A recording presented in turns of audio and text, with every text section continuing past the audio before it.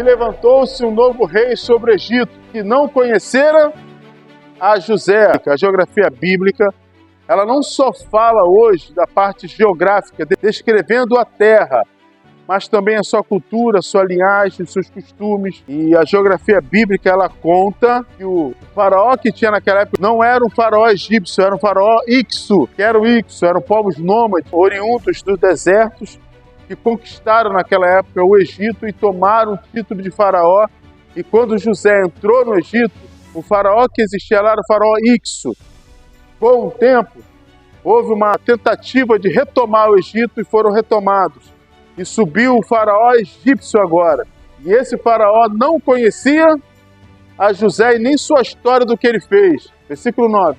Eis que o povo dos filhos de Israel é muito e mais poderoso do que nós. Eia, usemos de sabedoria para com eles, para que não se multiplique. E aconteça que, vindo guerra, eles também se ajuntem com os nossos inimigos e pelejam contra nós e subam da terra.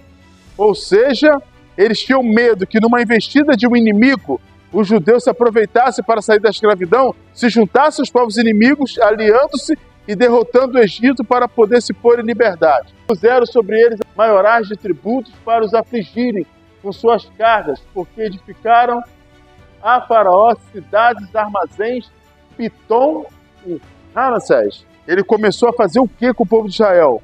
Para que eles não se multiplicassem. Tributos altos, cargas pesadas, mas quanto mais fazia isso com eles, o que acontecia com eles? Ele crescia mais. Então, a sabedoria que eles falou, a estratégia que eles queriam para poder o povo de Israel não se multiplicar, deu errado. Porque o povo começou a se multiplicar cada vez mais. Versículo de número 12. Mas quanto mais os afligiam, está dizendo ali, tanto mais se multiplicavam. E tanto mais cresciam, de maneira que se enfadavam por causa dos filhos de Israel.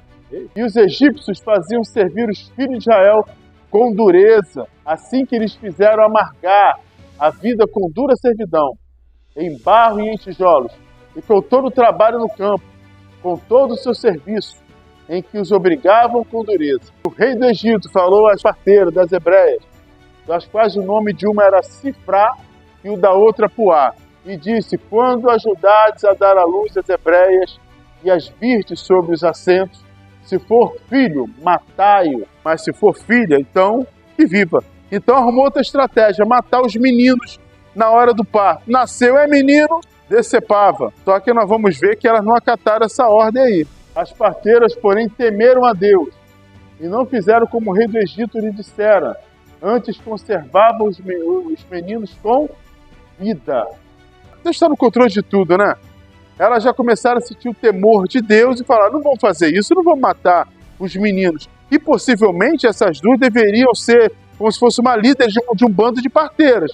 Que o Egito é grande. Imagine quantas não foram. Então, a que estavam sob o comando dela, pouparam os garotos hebreus. Então, as ameaças e tudo que eles estavam fazendo não adiantou nada. Então, o rei do Egito chamou as parteiras e disse, por que fizeste isso? Deixando os meninos com vida. E as parteiras disseram a Faraó, é que as mulheres hebreias não são como as egípcias. São mulheres fortes, robustas. Ela falou para o faraó, né? Quando a gente ia, elas já tinham dado luz, que são vivas e já têm dado a luz antes que a parteira venha a elas. Porque a ordem foi matar as crianças no seu parto. Então, quando chegava, já tinha parido, não podia mais fazer o quê? Matar. A ordem era só no parto. Aí o que ele faz? Portanto, Deus fez bem às parteiras, e o povo se aumentou e se fortaleceu muito. Versículo 21.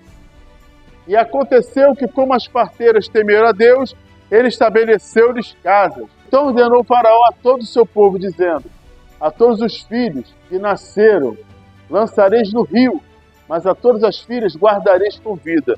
Agora mudou. Bom, é menino? Joga no rio. Uma criança quando nasce, você joga na água, o que acontece com as crianças? Ela nada, não nada. Salvaria-se muitas crianças, só que tinha um outro perigo no rio. Qual era? Crocodilos. Então as crianças quando nasceram jogadas no rio, os crocodilos comiam. O que você nota de semelhança com o Novo Testamento, essa passagem aí? Moisés se torna um tipo de Jesus a partir desse momento, porque ele nasce no período de pressão em que tinham mandado matar todas as crianças. Moisés sofre a mesma coisa, porque estava com risco de vida devido ao faraó ter mandado matar as crianças, os meninos, né?